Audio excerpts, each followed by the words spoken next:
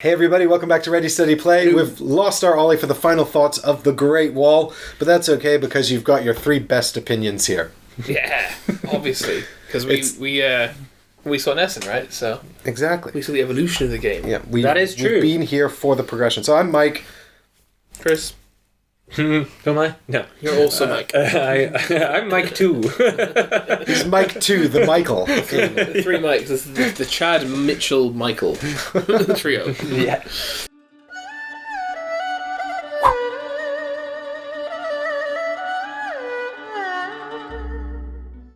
If you guys aren't familiar, this is The Great Wall. It's the latest prototype from Awakened Realms, who you guys will know from The Edge Dawnfall, from Nemesis, from Flick of Faith. This War of Mine, Flick of Faith. Lords of Hellas. Lords of Hellas, the Ether Fields, and the Tainted Grail. All the and games. Bees!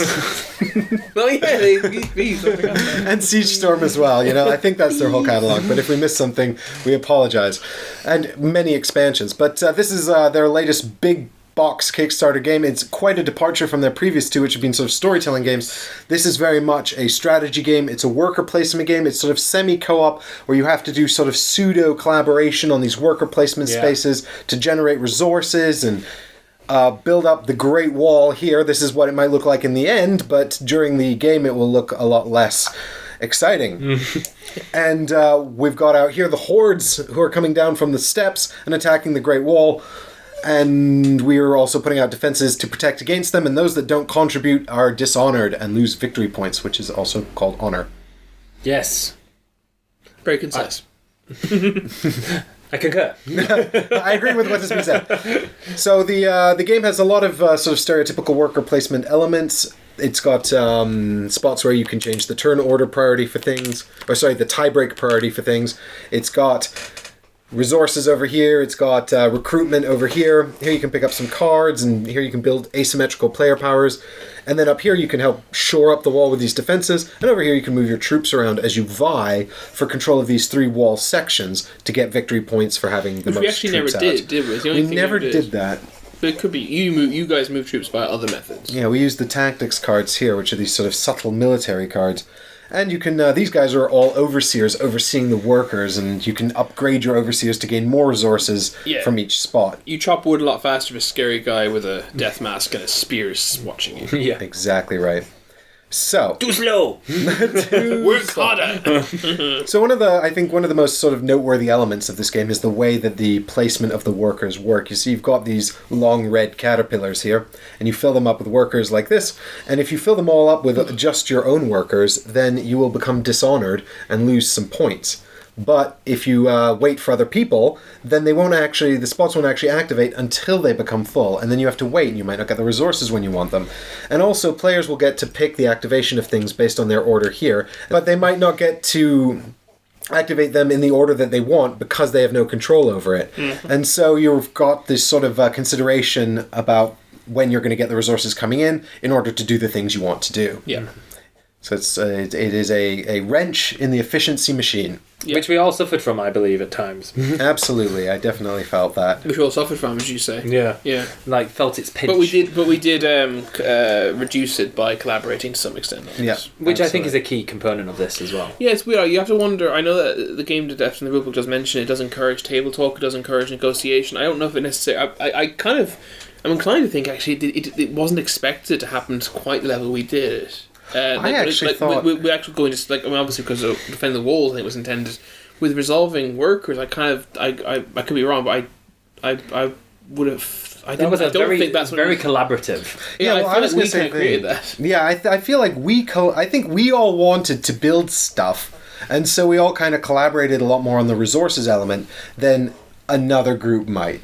Yeah, I'd be curious to ask the guys if they intended for that. If they intended this to be a collaborative effort as well. I expect they expect it to be knives out, especially on the leader. On the leader, like, can we wait to make the leader wait? Can we sort of prevent them from getting their workers out? That kind of thing. Yeah, because also several times there were opportunities to fire off one of these early and make someone lose honor, and they weren't taken. Yeah, well, that was they were saying in their experiences at Essen, they were watching people fire off these.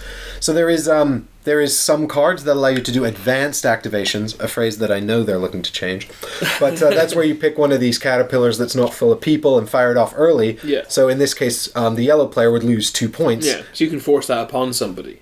And, But yeah, we force didn't them. do it, but at all, did we? Did you say at Essen they found it was happening, though? They found, well, rather than finding that it would, what I mean was that they specifically pointed out to me that it happened on a number of occasions, which made me feel like that was sort of the intention and they said behind part of the game. They definitely made a reference that it could be done. They were like, "Oh, you could do this if you want to." And this advisor here, this one here, lets you perform an advanced activation and then gain honor for every 2 clerks at the location. So you could actually use this to simultaneously sort of screw someone and gain honor out of it, creating a bigger points gap. I don't think I utilised that as well as I should have done. Well, I mean, I just didn't think it came up, maybe. well, and as we were saying in the playthrough as well, you can leverage it for negotiation. Like, I'll activate this spot if you guys help me with the spots I need, and that's really cool too. So it's got like all these different purposes, and it just depends on how you approach it. You know. I was just having a look through that the advisor deck. They have removed that card. Have they? Yeah. So there were a few advisors we found at Essen that were quite overpowered, quite strong. Nice diplomatic use there, and they seem to have been removed from the prototype we've received. Yeah, there's quite a few changes from the initial from the Essen demo. From the Essen demo, yeah, but I got the impression that they'd been working on that version of the game for some time before Essen and just hadn't printed new prototypes. Yeah, so some of these were already in the works because they made there's a lot of progress being made, all for the better, I think, all in the right direction since Essen, and that's only been a few weeks, right? It's It was certainly impressive. A functioning game at Essen, but it did feel very sort of out of balance, and certain things were not correctly motivated, and they definitely there was no incentive to go to the wall. Yeah, you and I were defending the wall and just losing for it. Yeah, whereas now I was like hiding behind. Yeah. I was like, you and Richard both, just stockpiling. and they were toying between extra reward for going to the wall and penalty for not going. They've kind of struck a balance with that, whereby you get reward for going, and the reward is greater if no one goes with you, depending on how many people do and don't go with you. And it felt good. I was worried because in the first round I was getting quite a lot of points for defending the wall. Then in the final round you guys all showed up, and I was a little worried that I would be annoyed that I was going to lose that advantage. Especially since I was in every investing section every time though. You were the only one though. I defended all 9 attacks. Whereas because of the advisor and the general I had, I was concentrating quite hard on military throughout. Well, we were doing different things. Exactly. I didn't defend against it, but I gave you the fortifications. But all I was going to say was that even though on the final round I basically missed out on all of the honor points, with the exception of 1 for this space, it didn't bother me at all. Like, I didn't feel like, you guys have taken this away from me. It felt like, well, now we're just competing over these cards, and these themselves are their own mini game. Yeah. Thinking about the order in which the troops come out and the spots you take, and whether you take a vital point or not a vital point. That mini game, though, I don't really care for. I find it very tedious. The whole seems very admin-y. It's very admin-y. It's just the one at a time placement of it. It's very uninteresting, I find, and it's not. There were never were there interesting decisions like, if I place it here, it'll scupper his horsemen and stuff. Because they're just grids. They're just 2 by 10, 2 by 7, 26 grids, 2 by 6 grids. Mm-hmm. If they're a bit more, I don't know. I guess the vital spaces, are they called crucial? Vital spaces, vital space, which is also different from Essen. It just used to be one of the rows. It's a terrible example. Yes, you just had to fill in one of the rows. Yeah, so I guess you could kind of. So these are the vital spaces that you have to fill in to kill the card. So you could kind of. I was about to say you could kind of use this one to scupper horsemen. You can't really. This one already has just made horsemen less efficient on it. Well, what you can kind of do, I think, is if people are planning to fill in the vital points, or you've all calculated you've got exactly enough guys, then you can go ahead and take some of these non-vital points and sort of mess up people's plans. How does it mess up their plans, though? I don't know. I don't think that's very interesting, that particular aspect of it. Mm. When I wasn't involved in them, I was just bored waiting, and when I was involved, it was just like, I thought it was give me the honor, more interesting when I had the tactics cards. But see, I didn't get to utilize them whatsoever. I didn't get one the entire. I played one, didn't even use it. My decision in the gameplay that I made meant that I couldn't get them. Mm-hmm. But I also don't think that the tactics cards would have been especially useful for you because you didn't have the soldiers on the wall. Correct. That's what I mean. And because they're only useful if you're fighting on the wall. Well, and if you're really going heavy into these wall sections. So Michael had this one advisor. Is it your advisor? Yeah. So Michael had an advisor that allowed him to build up sections of the wall and get an enormous amount of points for doing it. And he could build it out of sequence. If nobody had these advisors, there would be just 3 wall sections at the end, right? Or maybe more, actually. It depends on how many resources went up in the warehouse, right? Yeah. So that's kind of interesting, because I don't know if we were skimping on the warehouse resources, but we built 1 wall section up here. I put 8 in with that. I wasn't skimping. I thought people put more in. Because I was having to use the resources to build the wall, I literally didn't have anything. Yeah, it makes sense. But that's what I mean. So if you've got this advisor, it kind of circumvents that a bit, and you're getting priority up here to build this and because for it. But because it was giving me a huge yes, you could say yes, I got 15 points for building that, but then I didn't have any resources for this bit, so the person who puts the most in gets 12, so then that's sort of like counters it. Counters Yeah, against and it. I don't like that mechanic or that blind bid. I find it very out of place. It's very kitchen sink game design, where they just were like, oh, we'll throw a blind bid in here. Why? It's not really. I mean, it's not. It's. Sometimes in editing things have to go right. You can't. Every idea you come up with doesn't have to go in this particular game you're working on at the moment. I suppose they're trying to think of a method. Oh, this was the method to try and, because if you didn't have this, how else would you build the wall? But I gave 8 things in, right, and if I put in 4, I think I still would have gotten the 12 points. So it was 5, but the point. So I wasted a bunch of resources. And you can say, oh, you should have bid lower. I'm like, but how do I know that? Well, I think that's not based on any skill whatsoever. Maybe the issue is that because the resources are secret throughout the game, we don't really have much of a concept of how much people have. Yeah, a blind bid works better if you actually know what people have to work with. Mm-hmm. Yeah, so if you could get some sense of how many resources people had, then it might feel more competitive. I guess I feel like what I want in that case is actually to remove why are resources secret? Well, what's interesting to me was that because I was going heavy on the military on the wall, I actually really wanted more wall pieces coming out. So I didn't just want you building them, but I also wanted us building them here. So I was putting quite a lot of the resources I had, even though I didn't have as much as you guys, out here. Because I didn't really need a huge amount of them for anything other than building up troops. But then that rewards you as well, because you get 12 points for that. Then. Yeah. Yeah, if I come in... Yeah, well, exactly. So it's kind of 2 for 2. But, I was incentivized to put out more because I was getting additional benefits, which was not losing my... Like, after the first round, all of my guys died. And I was like, it's going to take me a long time to get soldiers back. And soldiers is sort of like my thing. So, I didn't have that cool card Ollie had that every time they died I got points. So I didn't want them to die. That's a cool card. Yeah, if I'd got that card, I would have been laughing. Was that another specialist? There's another advisor, yeah. I find the advisors still... it was his general, actually. The advisors are incredibly... So I couldn't have had that and that. The advisors are incredibly... powerful. But they're incredibly... I don't want to say unbalanced, but... Because you all have access to all of them, right? You can all purchase all of them. But some of them... They can create some amazing combos. But some of them seem a lot better than others. A lot better than others.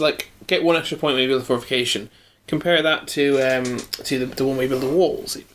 It's But I think it's also about how much work goes into it, because you can throw out a wall here for 2 points. A fortification. A fortification there for 2 points, but Michael's card was literally strategy defining for the whole game.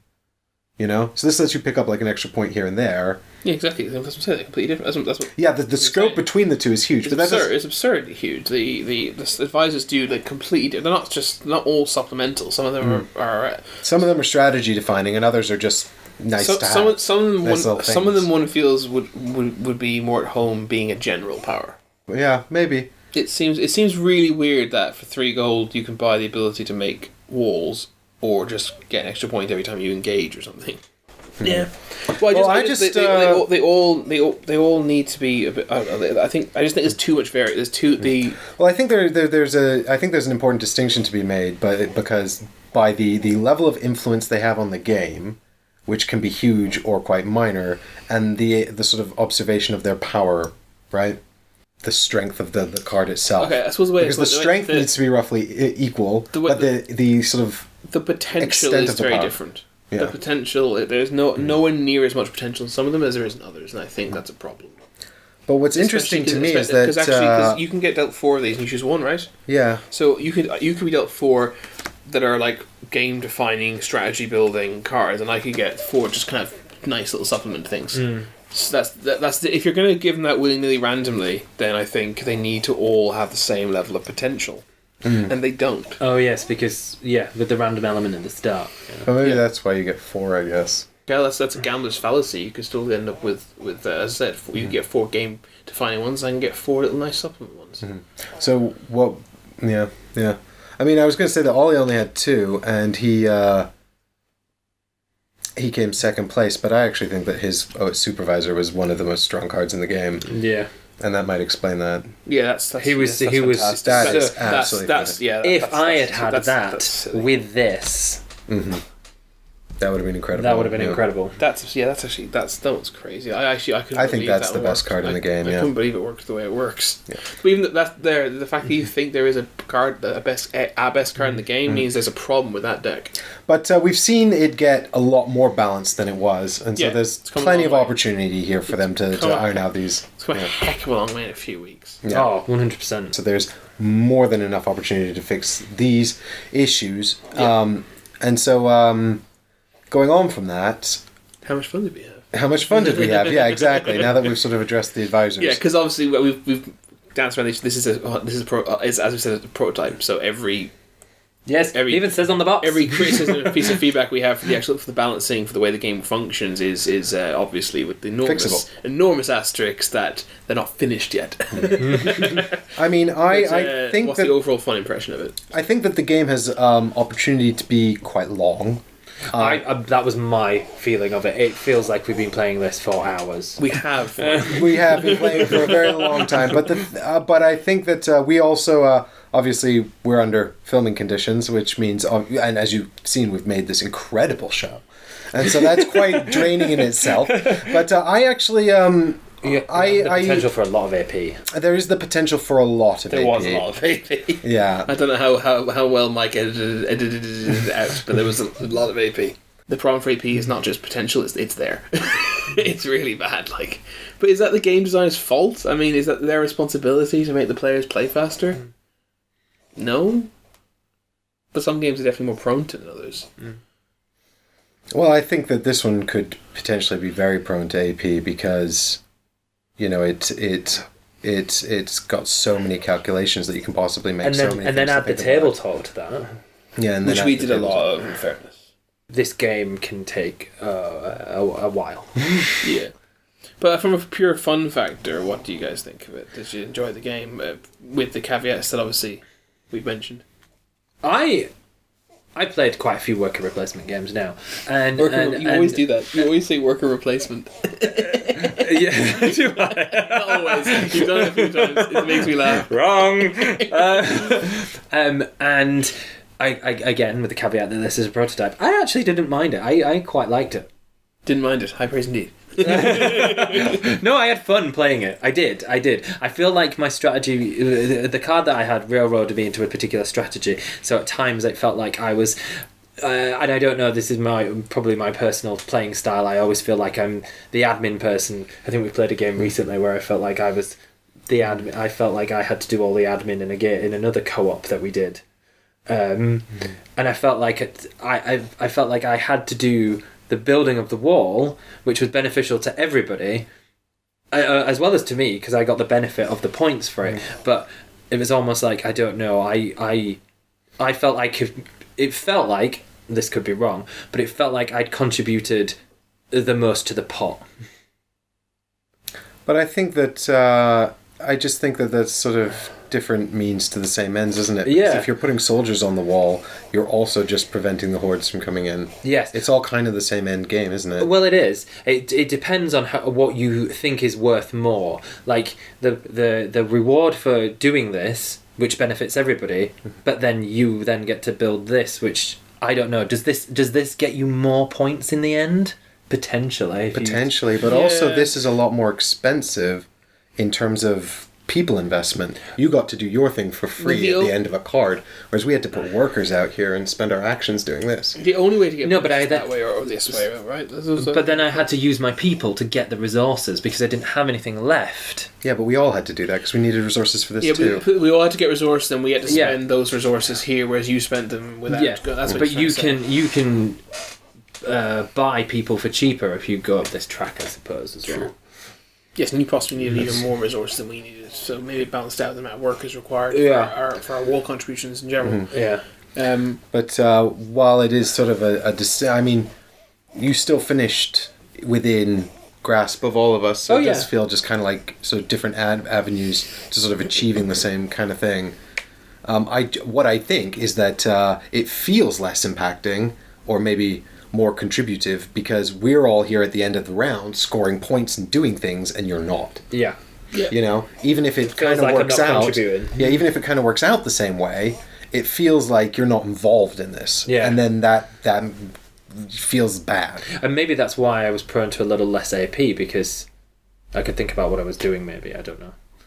I had that time. Yeah, it benefited me, because I usually need it. Mm-hmm. Yeah. Sorry. In conclusion, I quite liked it. I did. I enjoyed. I've enjoyed playing this game with you guys. Good. Yeah, I mean, I found it very interesting. It really has sort of like this sort of scope for sort of overthinking it, and I just am concerned that it could become very slow. And the way the command cards activate and the way all the action spaces activate, it doesn't feel maybe necessarily like there's a lot of downtime. Although I guess there could be more ways to sort of get people more involved per card.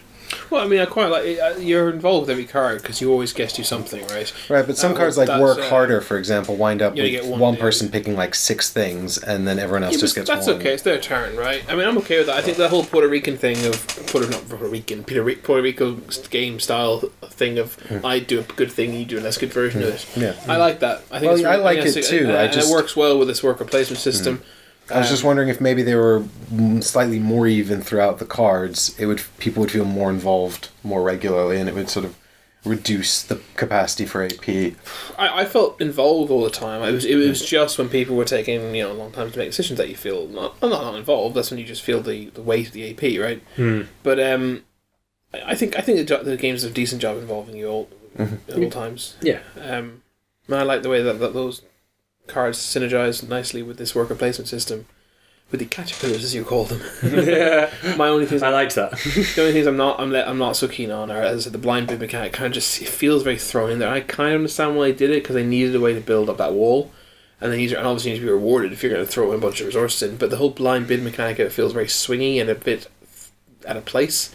Well, it could be easy to tweak, like maybe even if they just threw in like sort of extra points based on what you contributed.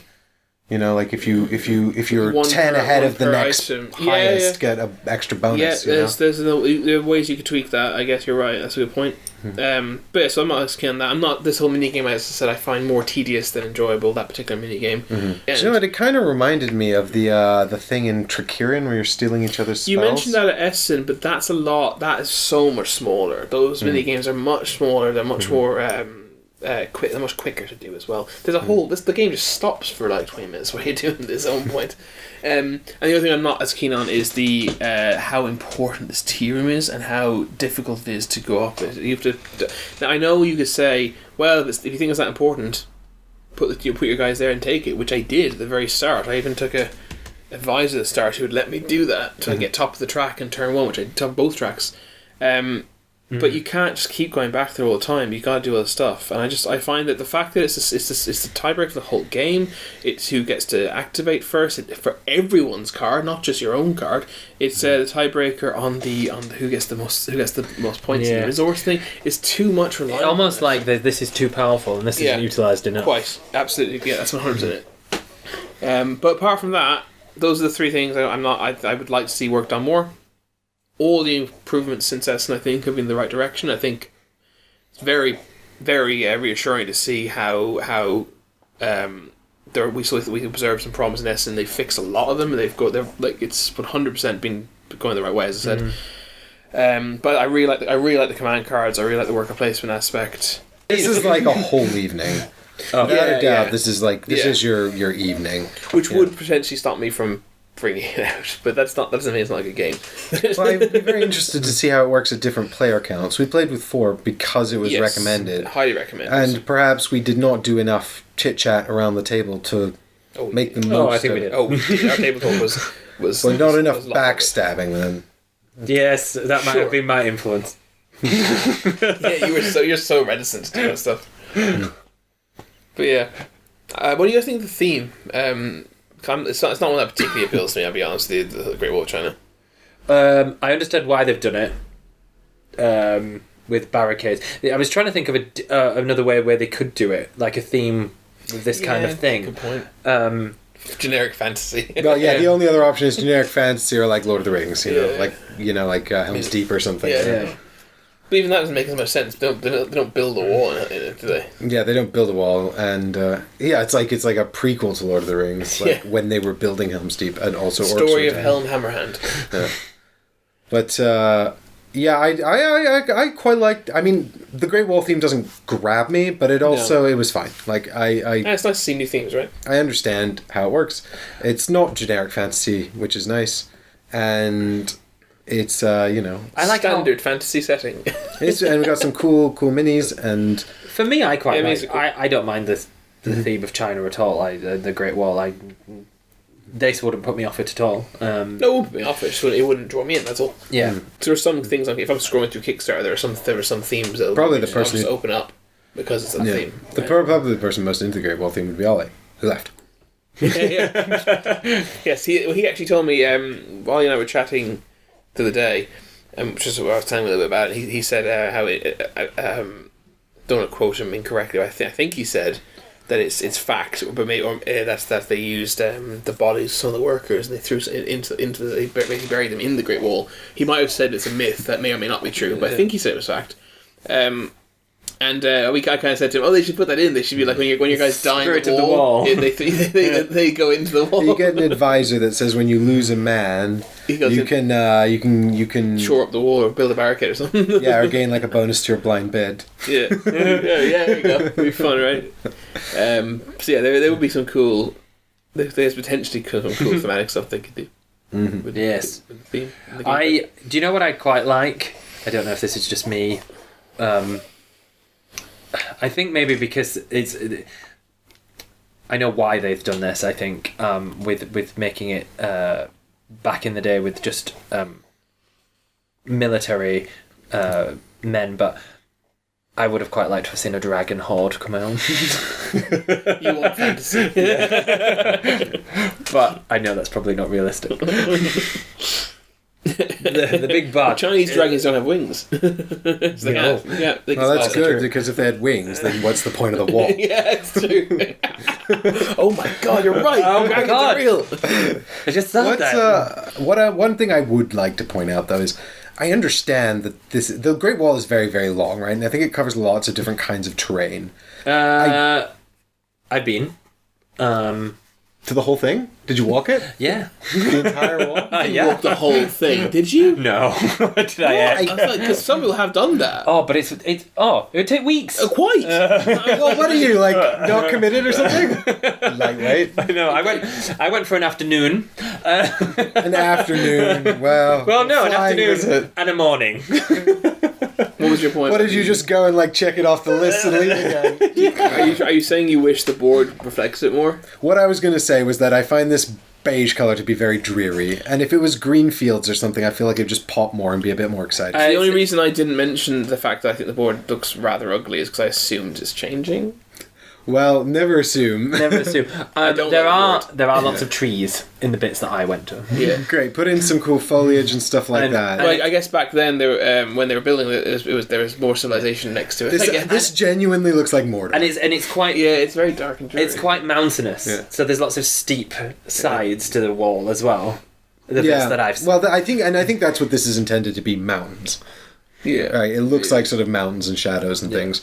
But there are lots I of would trees. appreciate a bit more colour though. It is very. Maybe very, because this is a war, and in But war... the war is clearly out here. Like, look at all this smoke and fire. The horde and cars are people running around. incredibly dark, and that's fine because they're maybe for them. But you can give see us in the a bit of background life here, there's genuine conflict going on as well. Yeah, In the background of this. give us a bit of life here.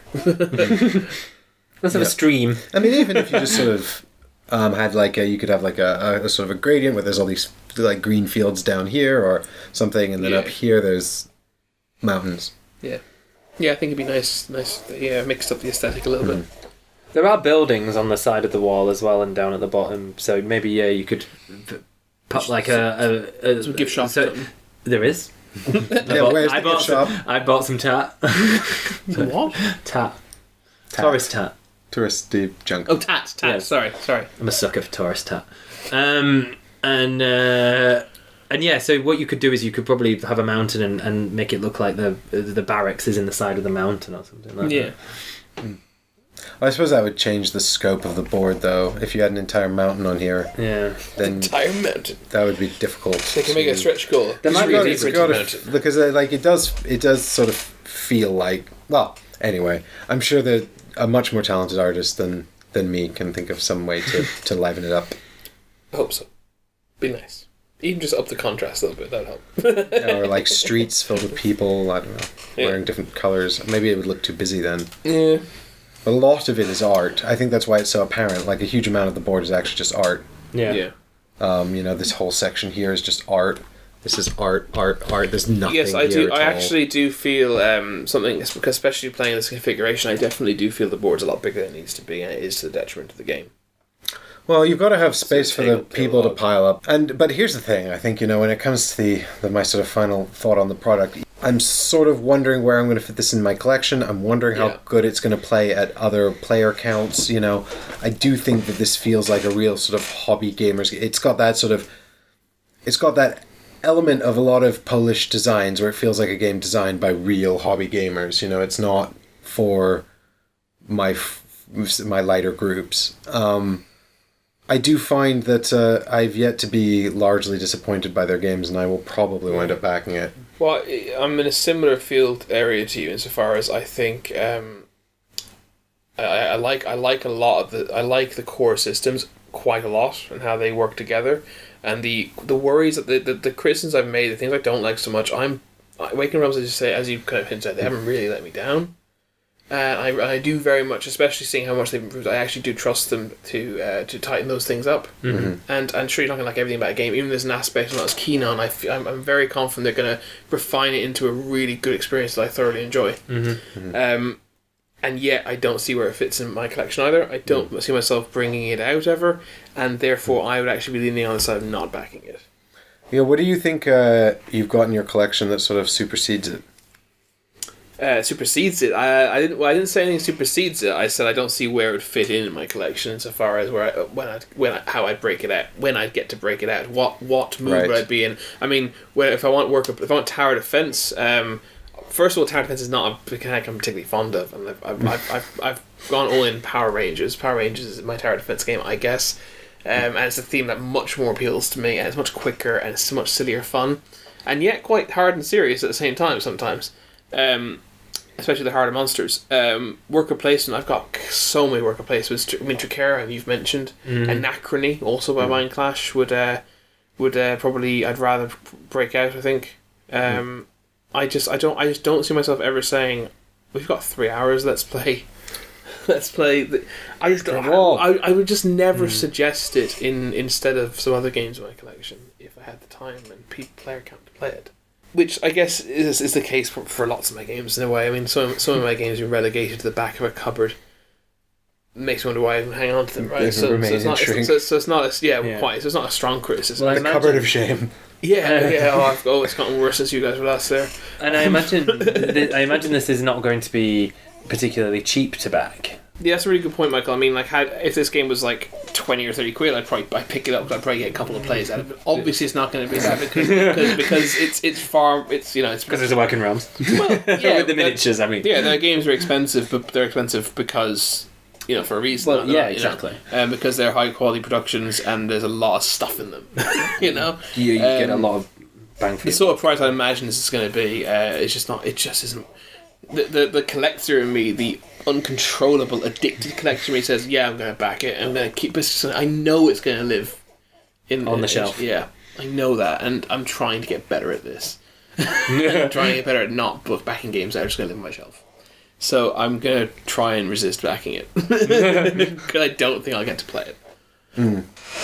Well, what are the things that is kind of nice is it does have some versatility. It's sort of like a gentle ease into these games that can be sort of subtly aggressive or backstabby. And that's interesting. Like, you could take this to a table with a bunch of casual people and quite gently sort of ease them into this sort of collaborative method and say, "Ooh, but you could stab someone in the back here." But if they decide to play cooperatively and they just don't want to do that, then that's a very viable way for the game to function. Absolutely. So I mean, it does have that going for it. I said that like that's the only thing. Oh god. So I mean, that's sort of an interesting point in it. But I mean, I don't have a lot of the big Mind Clash games for whatever reason.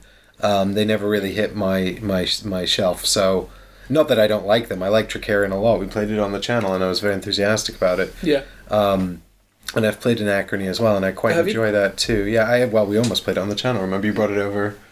I actually brought over one day. Yeah, and I learned all the rules for it and everything. But it's good fun. I backed the new Kickstarter for that actually. But I do also feel like this actually strikes. It feels a bit like those Mind Clash worker placements, but like -1. And that's it's not as it doesn't feel as heavy as Tricarion or Anachrony to me. Yeah. No, it's not as heavy. Yeah, but there's somehow as much going on. There's a lot going on. Which is so you're kind of not getting as much bang for your buck when it comes to the complication of it, right? Yeah. Well, isn't that one of its pros then? There's a lot going on, but the rulebook isn't that big. It's only an 11-page rulebook, which is surprising. Quite impressive, actually. Yeah. Yep, that is a big pro for me. Big pro. Actually, now that I think about it, the length of the rulebook and the relatively short setup and teardown time is nice. Yeah. So we'll be back tomorrow for an entirely different adventure, and I hope you guys enjoyed coming on this one with us, and we'll see you then. Thanks, guys. Appreciate Bye, everyone. See you soon. Bye. Wavy wave. Bye. Time to have some chicken.